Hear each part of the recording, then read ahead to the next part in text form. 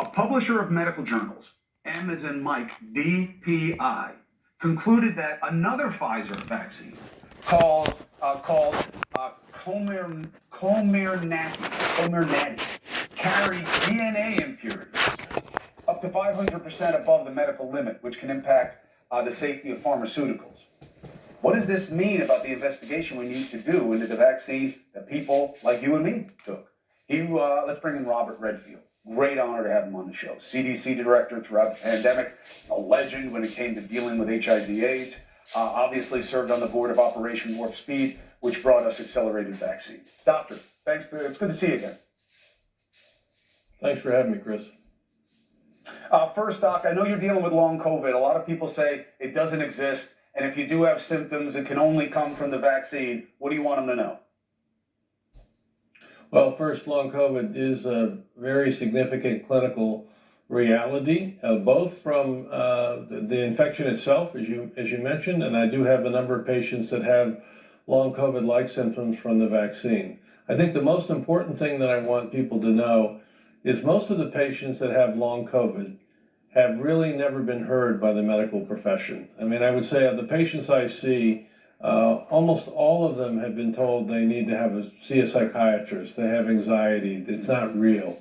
And yet these people actually have very significant illness with cognitive dysfunction, they have illness with extreme fatigue, they have illness with what we call autonomic dysfunction that controls their rate of their heart.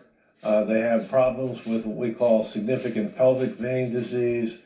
It's a very significant illness, and unfortunately, I don't know the exact numbers, but somewhere between 5 and probably 10% of all COVID infections go on to develop long COVID. The last thing I'll just say about that is that most long COVID actually is self-limited. It eventually gets better. Most of my patients get better in, say, 1 year, 18 months. I have a couple that are out 4 years, but almost everybody gets better within about 3 years.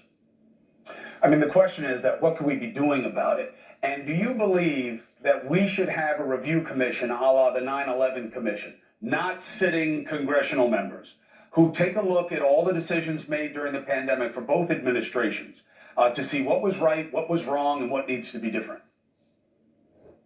You know, Chris, I think it would be useful. And the reason I say that is there's been so much credibility lost in the public science groups, NIH, FDA, CDC, because I think there was a lack of really just transparency. One of the things I used to tell my colleagues, don't be afraid to say you don't know the answer. And all too often people would make up the answer. And as you know, those of us that tried to suggest there may be significant side effects from vaccines, we kind of like with the rest of your show that you had early on, we kind of got canceled because no one wanted to talk about the potential that there was a problem from the vaccines because they were afraid that that would cause people not to want to get vaccinated. The reality is, I was part of Warp Speed. These are important vaccines. We saved a lot of lives. They're important for the most vulnerable people, those over 60, 65 years of age. They really aren't that critical for those that are under 50 or younger. But those vaccines saved a lot of lives, but they're also, we have to be honest, some people got significant side effects from the vaccine. I have a number of people that are quite ill, and they never had COVID, but they are ill from the vaccine, and we just have to acknowledge that. Well, but they haven't acknowledged it. And I think a commission would help with that because at least it gives some cover for the transparency. Now comes out this report that nobody in the media has touched, probably because it's not specifically about the Pfizer COVID vaccine. But if their methods in putting together this vaccine, this Comirnaty, or however you say it, I don't understand why all the drug names have to be so difficult to say and so weird, but that they weren't doing, that the DNA levels or the capacities were much higher than the safety standard, 500 times impurities beyond what they're supposed to have. Isn't that a good indication that you need to look at the methodology that was put into Operation Warp Speed? Well, I think it's important, as you raised, that this new technology, the mRNA technology, the reality is, and we do know that, as you pointed out in this report from Germany, and there's some other reports, that there are in fact contaminated nucleic acids in these mRNA vaccines. I'm going to say I've evolved I'm a big advocate for the vaccine, but I've evolved to really be an advocate for what I call the killed protein vaccine. Novavax is the company that makes it. The immunotoxic molecule that COVID exploits is the spike protein. And that is the problem whether you get infected, but it's also the problem whether you get vaccine-related long COVID. And when I give you an mRNA vaccine, I don't know how much spike protein you're going to make. You may make a little, you may make a lot. I don't know if you make it for a week.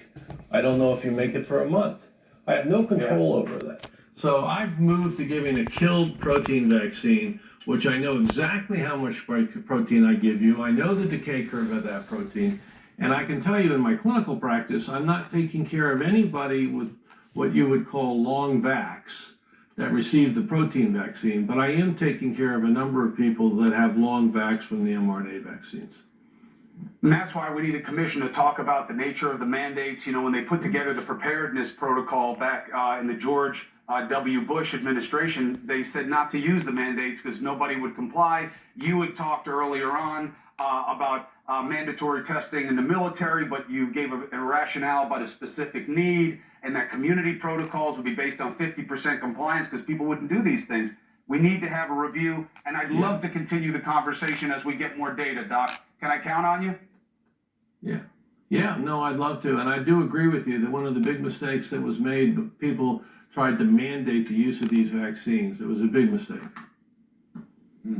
Dr. Redfield, it's more important to admit it so we can move forward. Otherwise, you're doomed to repeat it again, and we know there will be again. Dr. Redfield, thank you very much.